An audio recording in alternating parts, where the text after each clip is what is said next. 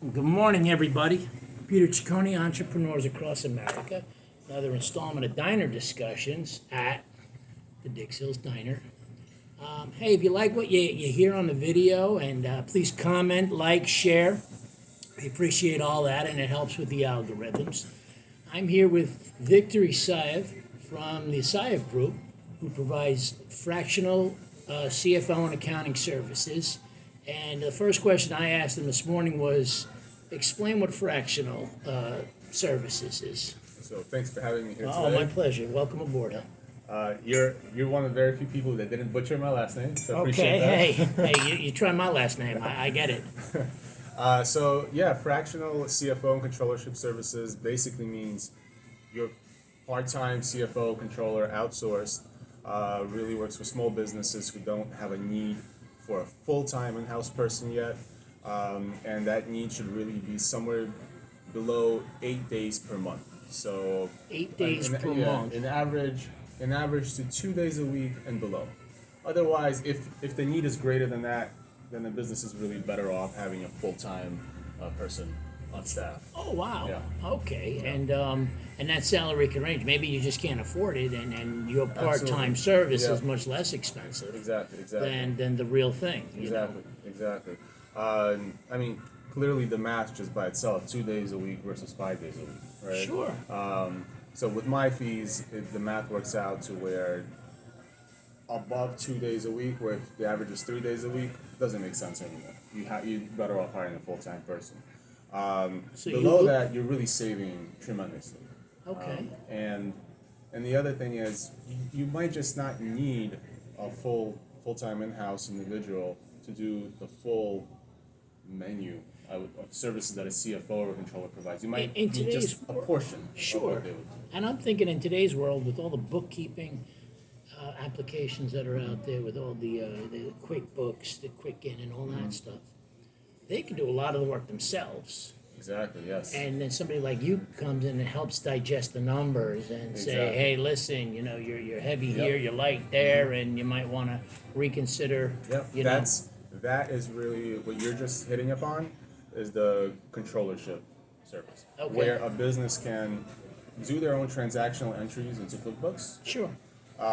but then a controller can come in after the month end, a week or two afterwards, when all transactions have been entered, and they can help with bank reconciliations, putting together the reports, making sure all the numbers are accurately accounted for, Okay. in compliance with GAAP, generally accepted accounting principles. Okay.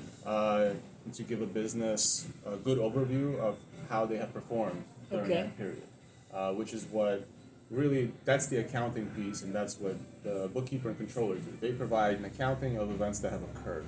Okay. Now, the finance piece, that's the CFO portion. That's more of the analysis of what has occurred. Okay.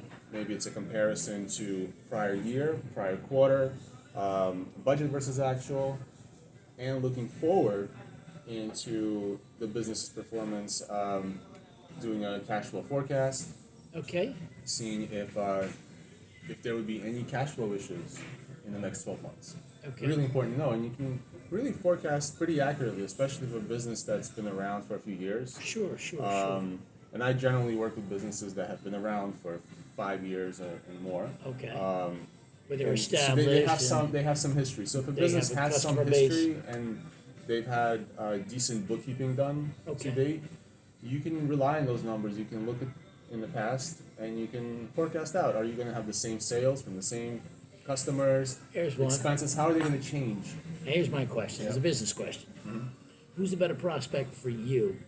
A guy who's been in business 5 years and has no idea what his numbers are because he's been winging it and he's intermingled his finances and let's just say he's done a lousy job bookkeeping, or somebody who's done an actually pretty decent job bookkeeping and wants to move to the next level. Who's more apt to hire you if both recognize the need? Right. Or who do you need? I would say for me, the better customer is the one that I can provide most value to.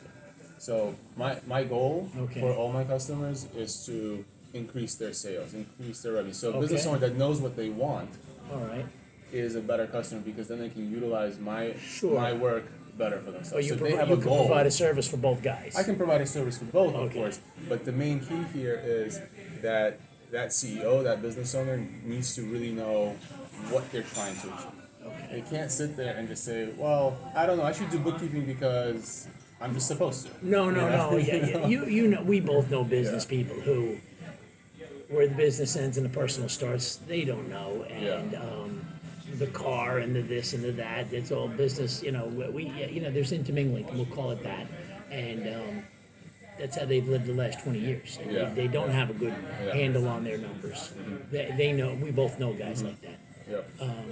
Then we also know the guys who they can tell you to the penny what this one got, what that one got, where Yeah. this goes, what their budget is for advertising, what their budget is for, a fleet of cars or trucks or Yeah, something yeah. of that nature. And I'm saying for a guy like you, I mean, I would. Let me tell you this: somebody who's been doing this for 20 years and their finances are a mess, I probably can't save them. Okay, You know what I mean? that's If a you spend fair 20 years of your life and everything's a mess like that, and in that 20 years you haven't figured it out yet, Or I don't think I can save you. Okay, I'd love yeah. to try. I don't think I can save you. You don't have the Jesus complex where you come in. Okay. Hey, and guys, we're laughing here, but we both know guys like this and gals who they run their businesses a certain way, and some people, independents, are the business themselves, and where the business starts and stops, they don't know, and other people, they have a way of doing it that book-wise you wouldn't agree with, and then there's other people who are very organized who want to move forward. So that's where you come in. I think those are the individuals that can benefit the most. Sure. All those people who- Because they would probably be feeling at a certain point in time where they've done as much as they could on their own, Sure. and they're starting to feel the limit either of how much time can they devote to managing the finances of the business, Okay. because they there's bandwidth, there's 24 hours in a day. Sure. How much time can you devote to accounting if really you want to grow the business more? Sure. Right? So at some point you need to start delegating. Yeah. And you may not, again, the need for a CEO who's been managing everything, and maybe they have an accounting department. Okay. Now, they may not, if they're spending, let's say, 1 day a week on finances, right? They don't need to hire a full-time person Sure. to spend 1 day a week. So now they need to delegate to someone who's kind of at their level, also a business owner, but has obviously a much higher skill set than them, to delegate that piece Well, more- to this outsourced individual now. And if they're spending a day a week on their finances, that's a day a week they're not spending growing their business. Exactly. That's a day a week they're not dealing with customers. That's a day of the week they're dealing with everything else. And if you've been in business for yourself, you understand exactly what that Yeah. day looks like. Yeah. And and how you run the business. And different businesses are different. Every plumber I know has a bookkeeper. Every carpenter I know, most of them have a bookkeeper because they need it. They have expenses. Not every attorney I know has one. So it's what type of business you're in. And Another example I can bring up is with IT, for example. okay, Right? You have a business, you have staff working there. In the beginning, you may be a little tech savvy, computer isn't working right, you might go and fix it yourself. But at some point, the machine goes down. You don't want to spend half your day fixing that. You just want to delegate it to someone else. And again, you don't need an in-house IT department, but you need an IT vendor. You need a This guy is the who- same idea, same principle, where now your day isn't shot and you're not devoting that time to these activities. They need to be done. Yeah. But it's not the best use of your time. you're making calls while Yes. he or Yeah. she is fixing the Yeah. computers Yeah. and getting the programs and the apps all in sync. Yeah. Victor, thank you for coming down. It's an absolute Absolutely. My pleasure. pleasure. My My pleasure as well. Everybody, thank you. Like, share, or please comment. And any comments, let us know what you're thinking. It's Entrepreneurs Across America. Thank you.